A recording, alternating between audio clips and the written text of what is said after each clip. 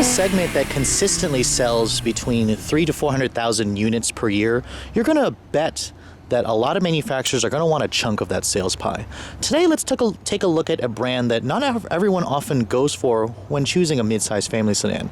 This is a 2012 Volkswagen Passat. Now, the Passat name has been around for a long time. This particular one was redesigned in 2012, and it marks the 6th generation of the Passat. Now, the previous Passat did not sell very well. Typically, it was because of its higher price tag and its smaller size. I mean, this is basically the only German family sedan on the market. No other German manufacturer offers a family sedan. When Volkswagen redesigned the Passat in 2012, it was the first vehicle to come out of their Chattanooga, Tennessee plant, the very first vehicle built in America at Volkswagen's new state-of-the-art plant. And this vehicle was completely changed from basically front to back.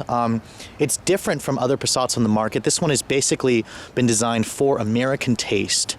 And this one is a lot larger. It's very conservative looking in its design, although it seems to have a resemblance to Audi for me. And it's also much bigger. And the big thing that really made this appeal more to the American market is its price tag.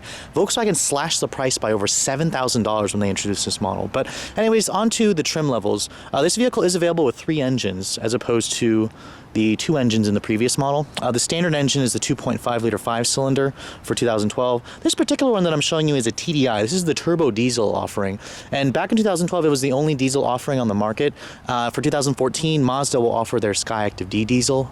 But you can basically get the diesel in SE or SEL trims. This one is a TDI SE with the sunroof and navigation option. And you can see it comes with that very attractive set of 18-inch alloy wheels, the nice integrated rear lip spoiler, very Audi-esque styling in the back. It actually goes well with this really nice looking light blue exterior color. Now when you look at the front of the vehicle, again, it's very conservative and clean, very German. And although one thing that I would like to see is some LED daytime running lights with HIDs, you actually can't even get that on the Passat yet, even on the 2014 model, which is weird because you can get that option on Volkswagen's lower trim cars like a Golf or a Jetta. But anyways, the top engine choice would be the V6 offering, as the Passat is one of the few family sedans that still offer a V6. Now looking at the interior of the redesigned Passat, if you guys have been inside the Jetta, you'll be pretty familiar with this. This is basically Volkswagen's newest interior design language. Now stepping inside, you can see the materials in here thankfully didn't take the big knock as the 2011 Jetta, although compared to the previous Passat, the material quality is not as high, but it's still really nice. You have soft touch materials on the dashboard, this nice faux looking aluminum trim, although it is silver painted plastic, but it looks really convincing. It is hard plastic down here, but the door panels at least are soft touch with more an aluminum door handle here and then soft touch padding right there. Now push button start is available, but this particular one does not have it. You have to go for the SEL trim to get it. So stick the key in the ignition. You can see the gauges look like every other Volkswagen. And you can see, even though this is a diesel, it starts up really quickly, and if you listen for a second, it's pretty quiet. Volkswagen really knows how to make a wonderful diesel engine, and this thing basically will fool you. It almost sounds like a gas engine. It starts up really quickly. You can see the interior of this vehicle. It's a pretty nice, aesthetically pleasing design. I like the steering wheel. It's a nice fat bolstering extension here. The leather feels really nice. The materials in here are good. This particular one has navigation, if you can believe it. It's got Volkswagen's touchscreen navigation system. Now, this is their RNS 315 system. They have a higher spec model with an 8-inch touchscreen, or I'm sorry, a 6.5-inch touchscreen, but this is the smaller 5-inch unit. You can see the navigation system itself is pretty basic. I mean, this is basically like a TomTom navigation system, which is good because it's really easy to use. In terms of its, how to use it. You just push like nav here and it'll take you to the menu. You use this little scrolly wheel here, or it's actually a touch screen as well. So Volkswagen kind of gives you both options. Your radio sources here, it's got AM, FM, XM satellite radio. There's no HD radio or anything like that, but you do have your USB dongle, or your USB port, and your aux port, which will be actually in here. That's through Volkswagen's MDI cable. Now, looking at the center stack here, you have dual zone automatic climate control in this model. For some reason though, there's no backup camera. For 2012, it wasn't even available with a backup camera, but for 2014, Volkswagen has made it standard on the SE and the SEL trims. Now, this particular transmission is the automatic option. It says DSG. This is Volkswagen's dual clutch automated manual. This is a DSG transmission. It's not a conventional automatic. It's got a sport mode. It doesn't have paddle shifters on the wheel, but it does have a little slapship gate here. It's a really wonderful transmission. Volkswagen does a really good DSG. I'll show you how it goes on the road later on. There's some more storage right there. The glove compartments are pretty big size. I mean, overall, this interior definitely feels like it's made for the American market. It's very roomy in here. It's very spacious. The visibility is good. Big side mirrors. The windows are actually automatic up down for all four, so Volkswagen didn't skimp there on the interior quality. Overall, I mean, I'm pretty impressed with the cabin of this vehicle, and I can definitely see why it appeals to the American market right now. Now, looking at the back seat, another complaint from the previous Passat was its tiny back seat. You can see that's clearly no longer the case. This back seat is gigantic. That's basically where I would have the car to drive. I'm 5'7". You can see I can stretch my legs out. I can cross my legs right there. You don't have any vents back here like the previous model, but this legroom right here is really, really generous. You have a nice armrest here with cup holders and then some storage. The seats themselves actually are 60-40 split, fold down, so that's nice.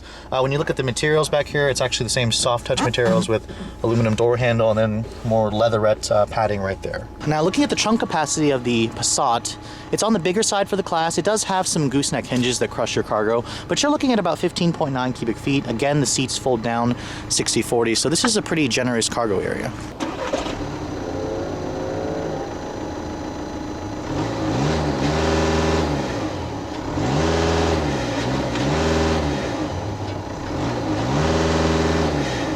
Now, looking under the hood of the Passat, what you're looking at is the company's corporate 2-liter turbo diesel engine. This engine, they basically use it in all their products. The Jetta offers it, the Golf, you can get it in an Audi A3. The numbers are 140 horsepower, which is kind of paltry, but 236 pound-feet of torque, which is monstrous, and that's basically what diesels are known for. You can see under the hood here, you do hear a little bit of diesel clatter, but when the hood's closed, you barely hear it. And I can see a couple areas where Volkswagen has, cut a little bit of cost. There's no more hood strut holding this up. There's not as much plastic shroud covering the engine, but overall, it's still a very tidy engine bay. Fuel economy numbers are 30 in the city and 40 on the highway with the DSG. Go for the 6-speed manual, and you're going to go for 31.43, of course, running on diesel gas. Let's take a look at how it drives. Now, this is my first time driving the current generation Passat, the redesigned model, and I gotta say, I used to drive the old one constantly, and I really like the way they drive, so this new one definitely feels a little bit familiar, but it also feels very different as well.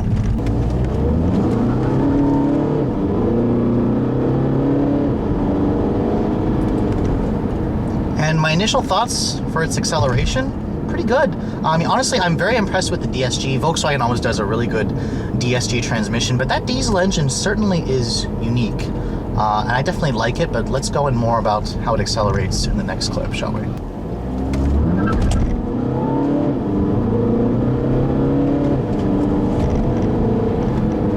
Now, with only 140 horsepower, this thing doesn't feel very fast at high RPMs, but that's the trademark characteristic of a diesel. What you did hear earlier was a little bit of wheel hop and some spinning of the tires, especially even after the transmission is already in second gear.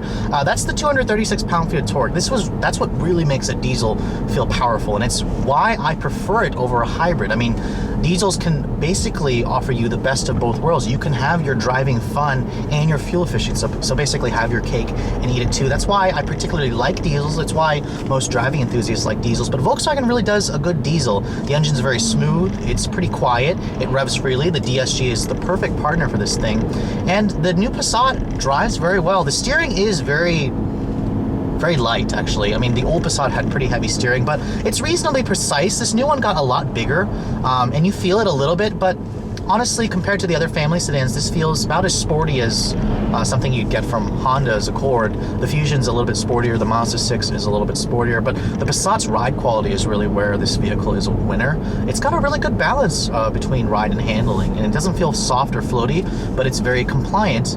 And the quietness in here is also very good. All you really hear is a little bit of diesel clatter when you get on the throttle.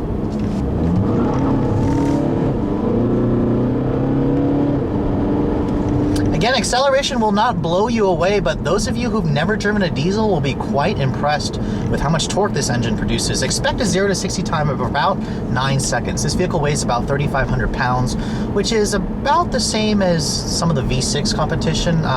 Like an Accord's about 3,600 pounds. If you go for a V6 Passat, surprisingly, it weighs about the same, and you're going to do 0 to 60 in about 6.5 seconds. But I mean, this thing is a really nice balance. I mean, it feels a lot quicker than the 9-second time would suggest, and this thing is just a really nice vehicle. The seats are very comfortable. The steering feels good in your hands. It offers really good feedback. The quietness in here, I mean, this is a kind of a family sedan that you could take on a long trip, especially those of you who have a really long commute. I would recommend this diesel engine, especially if you do mostly highway travels. I mean, even though this car is rated at 30 city, 40 highway, a lot of people in the real world will beat those numbers by a significant margin. And this vehicle will have one of the highest range that you could go on a tank. I mean, with an 18.5 gallon gas tank and, you know, possibly getting almost 50 miles to the gallon, you can go about 800 miles between fill-ups, and you can basically wave by at all those Priuses who need to stop for fuel at about 650 miles. And this is basically why I think diesel engines are going to be the future.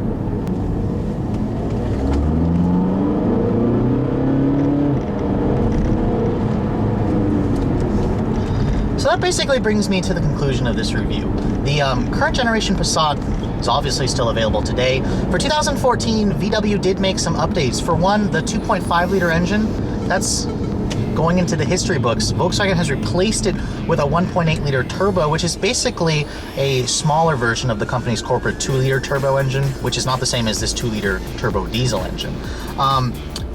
In terms of the competition, of course, this is the family sedan market. You've got the Honda Accord, the Camry, the Ford Fusion, the Altima. I mean, there's lots of choices, but I gotta say the Passat is a solid one, and there's a reason why it won Motor Trend's 2012 Car of the Year. In terms of pricing, it falls right in line with its competition, and Volkswagen has updated the car's technology on the inside. You have Volkswagen's new in-car telematics. All models will basically have a backup camera for 2014, and then that 1.8 liter engine is also a big upgrade. But I gotta tell you, if you guys are looking for a fuel-efficient offering, go for the TDI. Hope you guys have enjoyed my overview of this 2012 Passat TDI. Thanks so much for watching, guys. I'll catch you all later.